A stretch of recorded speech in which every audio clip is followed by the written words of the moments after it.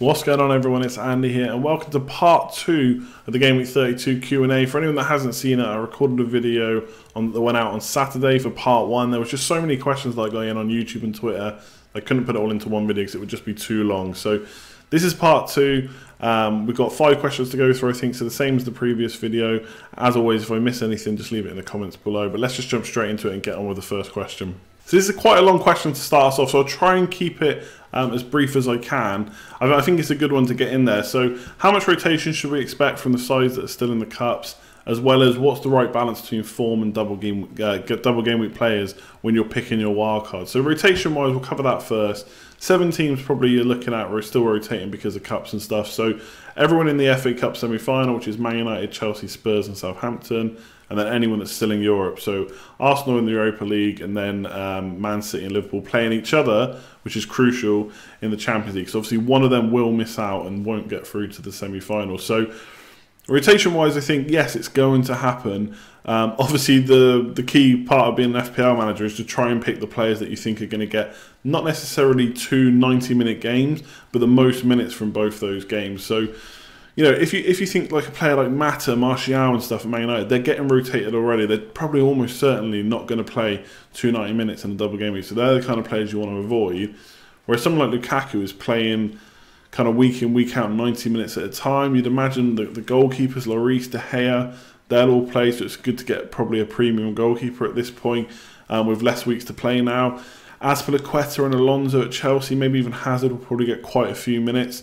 But the key thing is, the FA Cup semi-finals are only 3 days after the second game in the double game week 34, so you're probably going to see rotation. Again, someone like Vertonghen at Spurs will probably play both games, but the fullbacks at Spurs, that's a minefield that you don't even want to get into. So you've got to look at the individual player, the team, whether they're going to rotate a lot. It's going to mean a lot to Man United, Chelsea, Spurs and Southampton because they've got nothing else to play for at this point.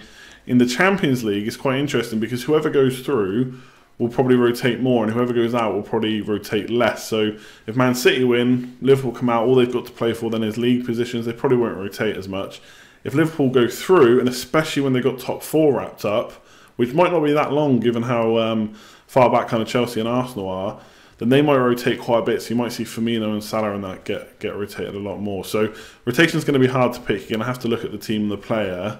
And then the right balance between form and double game week. Well, this is a huge one because we're coming to a point now where we've probably got some players like Lukaku and Hazard, Willian, Son maybe, that we haven't had in our teams before, at least not all of us. And now we need to get them in. So do you get the form? Do you go for the form or the double game week? And again, you've got to assess each player and each situation. So for me, Lukaku, yes, I'm a Man United fan, but the way I look at it with him is he's not justifying his price right now. He's ticking over points, but not enough to cover whatever he is. I think he's like 11.4 million, which is quite a lot of money. But he has been doing better when you watch him play recently. He can get goals against these weaker sides. Man United have got 2 double game weeks, and they're both against not necessarily poor sides, but they're good fixtures, I think, 2 double game weeks. So Lukaku is someone I definitely want in my side for both double game weeks, even if he's not in the best of form. But I wouldn't bring in a player just because they got a double game week if there's a single game week player that's better. But in some cases where it's close, I will pick the double game week player. So to give you an example, Firmino's been in great form. There's not really a good reason to drop him, but Jamie Vardy, similar-ish price, has got 2 double game weeks. So for me, Vardy's been doing pretty well as well. Not as good as Firmino, granted. Obviously, Liverpool are really good for scoring goals. But for me, that's quite a close situation there. So Firmino's definitely the form player. Vardy a little bit of form, but 2 double game weeks. I'm going to go with Vardy. I'm going to take the risk, maybe you could call it that, the punt, whatever you want to say, however you want to call it, that he'll score more points because he's got more games. And obviously in those double game weeks, it's going to be really important. So you've got, again, you've got to look at each individual player. Obviously, it's tough to go through each one and tell you which ones aren't going to hit form and which ones aren't. But Willian, for example, again, he's been doing pretty well. He seems to have got a place in his side. Willie's form pick up, hopefully. He's got double game weeks, that's great. But again, a few mistakes. Will he then be back out of the side? We don't know. But at 7 million, it's probably worth the risk. So for rotation and form and double game week picks, you're going to have to look at each individual player. Personally, I always favour the double game week player. But, for example, Mo Salah I won't get rid of. If I had Robertson, I might not get rid of him. So I wouldn't fill my team completely of double game week players, but they will, for sure, be the majority in my side. So I know it's a bit early to be talking about our captains for game week 34, but Luke asked the question about who you'd triple captain if you were going to use it in 34. And I think there's merit to answering this question now because one, it might sway you on the best way to use your chips, and two, on which players you might need in your team to consider for captain. So I've got probably the 5 prime teams that you're going to look at for a captain in game week 34. Chelsea, Leicester, United, Man United and Spurs have all got double game weeks, and then Liverpool got the single game week. Now, generally, I wouldn't put a single game week team player as captain. For Mo Salah, I could maybe be swayed, or at least I could definitely see reason for maybe doing it against a Bournemouth team that doesn't keep many clean sheets. But for me, I'm always going to captain a double game week player in a double game week because I just want at least the romance to think that they'll do the best because they got 2 fixtures. But in game week 34, the fixtures are quite tough for these teams.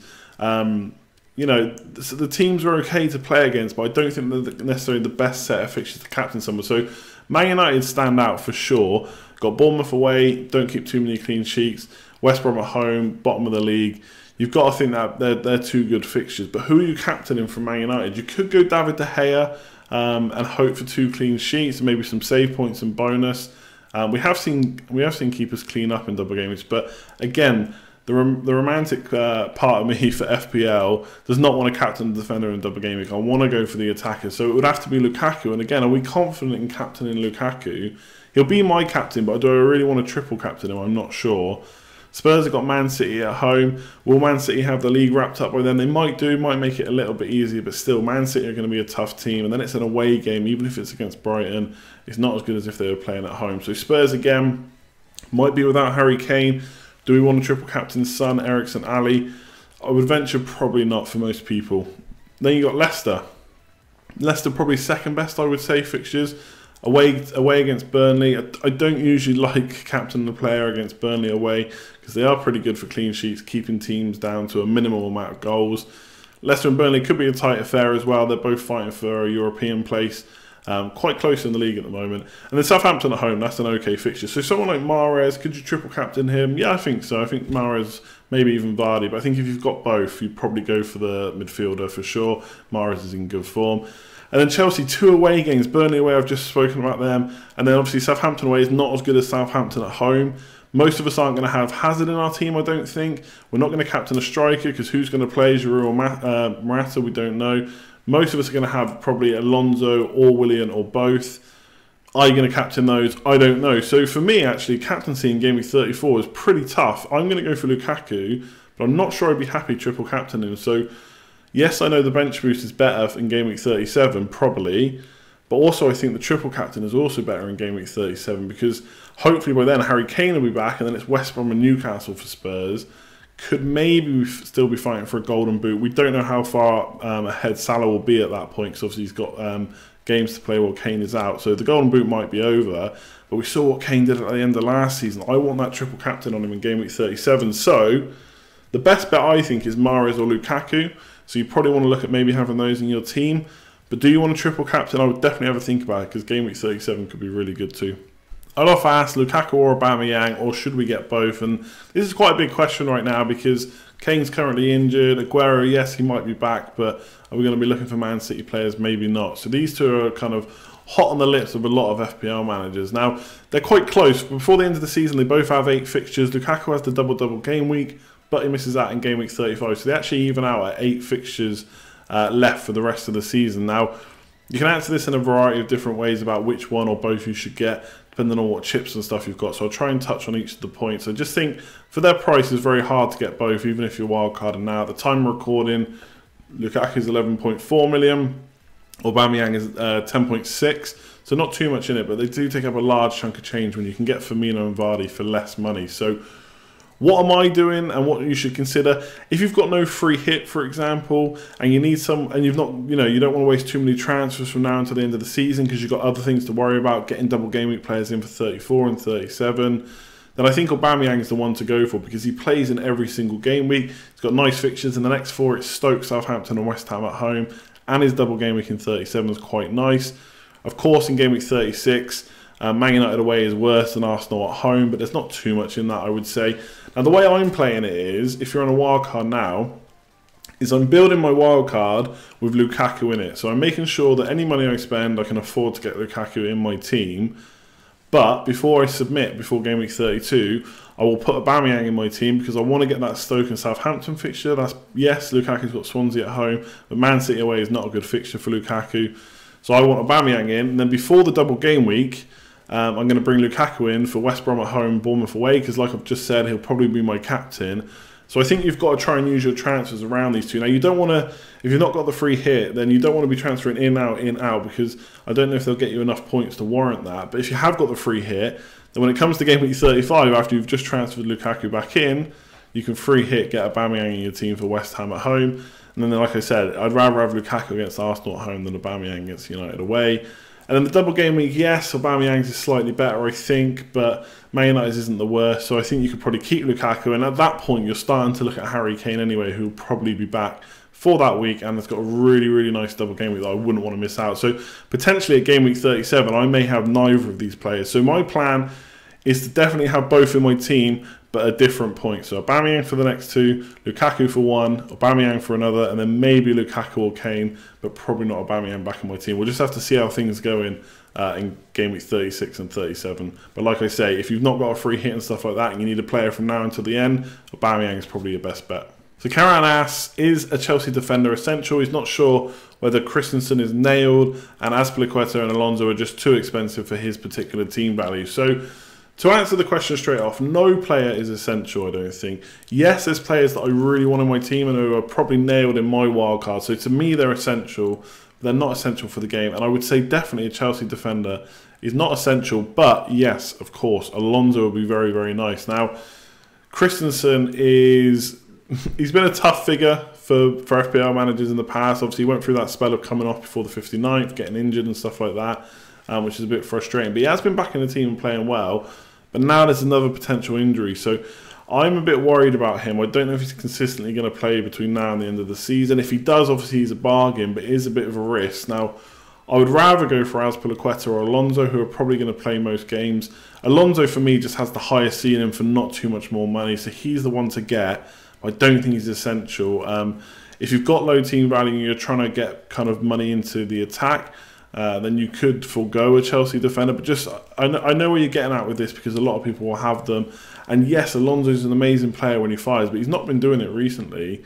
So you're kind of gambling and hoping that he doesn't do it. So I would take a look at your team. Have a look in midfield. Like, have you got some money you could drop? Could you drop one of your kind of Williams sons to maybe Goodmanson or Gross and then fit Alonso in? Is that better balance for your team? You'll have to have a look.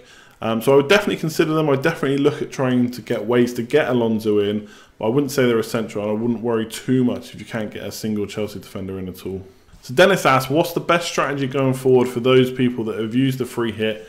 Asking for a friend, apparently. So if you've not got the free hit, yes, it looks quite tough right now to navigate, but it's definitely possible. And I've probably touched on this quite a few times in this video and the previous Q&A, that you need to start looking at players that are obviously going to play in game week 35 that'll help you out. Aubameyang is, I keep banging on about him, I know, but he's got to be #1 target. Now, the screenshot I've got there is from Ben Krellin, at Ben Krellin. All his tags for Twitter and stuff are in that screenshot. So follow him if you're not already. I'm sure you are. But he is kind of the double game week king. He follows all this way in advance, all the blank game weeks, when it will happen, when it won't.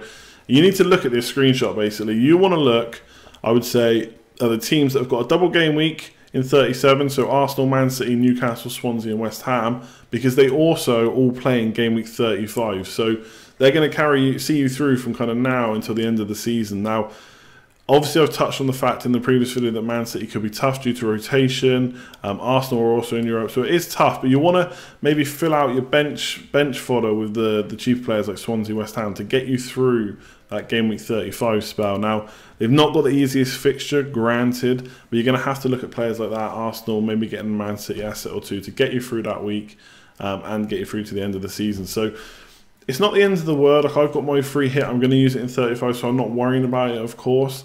But you're just going to have to do a bit more planning. So the strategy has to be to plan that you won't be able to get as many double game week players. So I may be looking at 11, 12, 13 double game week players. Maybe you only have 7, 8, 9, 10 so that you can work your way through the rest of the season. It's not the end of the world.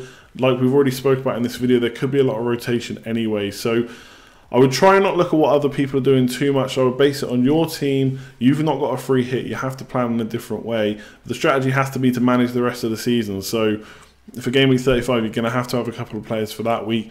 And especially if they've got a double game week later in the season, you should be laughing. But for game week 34, you might have to hold back a little bit on the amount of players that you get.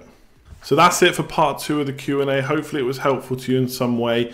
If you haven't already watched, like I said at the start of the video, go and watch part 1. There's more questions answered about kind of game week 32, wildcards, get double game weeks, all that good stuff. But yeah, I'll leave this video here. If I haven't answered the question that you wanted answered, leave it in the comments and I'll try and get to it as much as possible. We've still got a preview to go through before the end of the week. I won't promise what day that'll be, but there should be one out before the end of the week. And then hopefully we'll be streaming our 9:30 PM UK time on Thursday. So go through any questions you got there live. Just try and finalise the wildcard team that I've got going on at the moment. So I'm going to leave it there. If you did enjoy the video, give it a like. It'd be much appreciated. As always, if you're new around here, subscribe. Let you know when all the new videos are coming. There's plenty every week, including live streams, so that'll let you know when that goes live. It'd be much appreciated if you could hit the subscribe button. Leave a comment, like I said. All that good stuff. Like, comment, share, subscribe. I'll leave it there. Cheers all.